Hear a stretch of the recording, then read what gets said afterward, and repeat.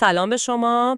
خب رسیدیم به وضعیت خاص شما. چند ساله که شبها تا دیر وقت یعنی 7-8 صبح بیدار میمونید، بعدش هم تا 3-4 بعد از ظهر خوابید و خب تحرک کمی هم دارید. شما از ما خواستید که آسیب‌های احتمالی این الگو و البته فواید تغییرش رو بررسی کنیم. بیایید ببینیم این سبک زندگی اونم برای چندین سال چه اثری میتونه داشته باشه. سلام. وضعیتی که گفتید ببینید این فراتر از یه بیخوابی معمولیه. این یعنی ساعت بیولوژیک بدنتون برای سالها به شدت جابجا شده. بدن ما یه ریتم درونی داره خب که با نور و تاریکی یعنی شب و روز تنظیم میشه. وقتی این ریتم اونم به این شدت و برای مدت طولانی به هم میریزه، انگار بدن توی یه جتلگ دائمی و خیلی شدید گیر کرده. دقیقاً. سوال اصلی شما هم همینه که این روند چند ساله مشخصاً که پیامدهای بدی داره برای بدن، برای روحیات، حتی گفتید برای زیباییتون. خب این نگرانی با توجه به اینکه چند ساله اینجوری هستید کاملاً طبیعیه. حالا یه سوال، یعنی بدن بعد این همه سال یه جورایی به این ریتم غلط عادت نمی‌کنه که دیگه تغییرش سخت بشه؟ سوال خوبیه. ببینید بدن ما خیلی سازگاره، درسته؟ اما این عادت که میگی در واقع یه سازگاری ناسالمه. وقتی شما شبها بیدارید، احتمالاً دارید کاری میکنید. شاید حتی غذا میخورید. اون موقع سیستم متابولیک شما فعاله. در حالی که باید توی حالت استراحت و ترمیم باشه. این بی‌نظمی طولانی مدت خب میتونه کم کم منجر به مقاومت به انسولین بشه.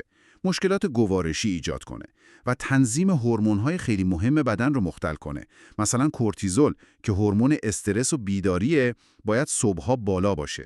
تو الگوی شما احتمالاً شبها بالاتره و ملاتونین که سیگنال خوابه تو زمان اشتباهی ترشح میشه. اون کم تحرکی هم که گفتید این مشکلات متابولیک رو خب بدترم میکنه. پس یعنی فقط بحث خستگی نیست، یه اختلال عمیق‌تر هورمونی و متابولیکه.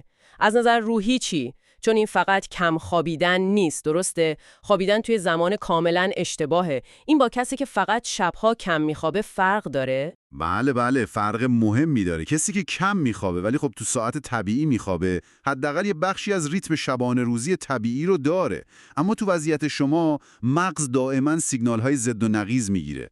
نور روز که باید بیدارمون کنه برای شما شده سیگنال خوابیدن.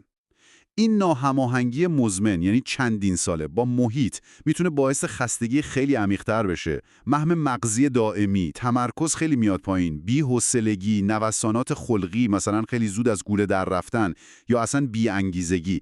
انگار مغز هیچ وقت یعنی تو زمان درستش فرصت نمیکنه خودشو کامل پاکسازی و بازیابی کنه. و سوالی که در مورد زیبایی هم پرسیده بودید. شاید بعضیا فکر کنن ظاهر دیگه خیلی تحت تأثیر قرار نمیگیره. واقعا اینطوریه؟ اتفاقا پوست یکی از اون اندام هاست که خیلی به ریتم شبانه روزی حساسه. ببینید فرایندهای اصلی ترمیم پوست، بازسازیش مثلا ساخت کلاژن، ترمیم آسیب‌های ناشی از خب آفتاب یا آلودگی، اینا عمدتاً تو خواب عمیق شب اتفاق میافتن.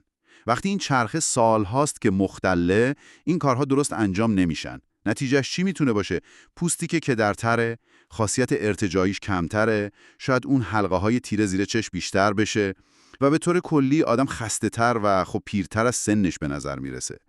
این اثرات چون مزمنه یعنی سالها طول کشیده، معمولاً مشخصتر از کمخوابی‌های کوتاه مدته. خب این تصویری که گفتید یکم نگران کننده است، اما بخش مهم سوال شما در مورد امید و تغییر بود. اگه بشه این الگو رو برعکس کرد، یعنی به سمت خواب منظم شبانه رفت، یعنی مثلا 8 ساعت خواب شب و بیداری صبح زود، چه اتفاقای مثبتی میفته؟ بدن زود واکنش نشون میده؟ خبر خوب دقیقاً همینه. بدن تمایل خیلی زیادی داره که به ریتم طبیعی خودش برگرده. البته خب بعد از سالها این تغییر نیاز به صبر داره، به استمرار داره، قطعاً. فوایدش دقیقاً برعکس اون آسیب هاست که گفتیم.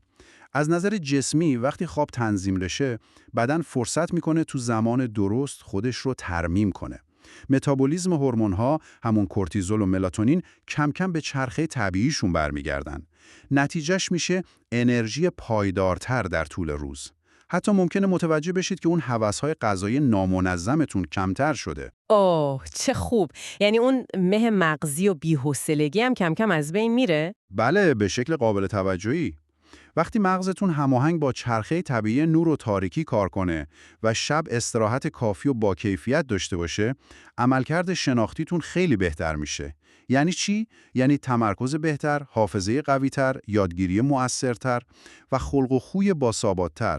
یه جور شادابی ذهنی و انگیزه بیشتری رو در طول روز حس می‌کنید. و بالاخره تأثیرش روی ظاهر، همون بحث زیبایی، اون چی میشه؟ اونجا هم بهبود رو میشه انتظار داشت. با برگشتن به خواب منظم شبانه، پوست فرصت پیدا میکنه فرایندهای ترمیم خودش رو درست انجام بده.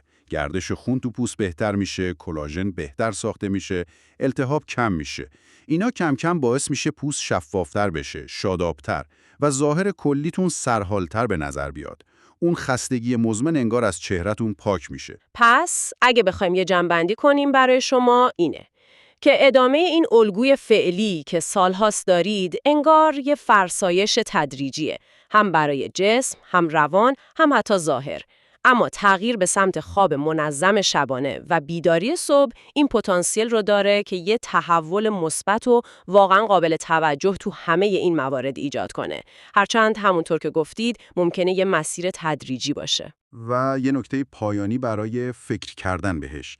چون این الگو سالها ادامه داشته، تغییرش یه شبه اتفاق نمیفته. انتظارش رو نداشته باشید. شاید سوال اصلی این نباشه که چطور فردا صبح زود بیدار شم. نه. شاید سوال بهتر این باشه کوچکترین قدمی که میتونم همین امروز بردارم تا به ریتم طبیعی نزدیکتر بشم چیه؟ حتی 15 دقیقه، فقط 15 دقیقه زودتر خوابیدن یا زودتر بیدار شدن. اگه مداوم باشه، میتونه شروع خوبی باشه.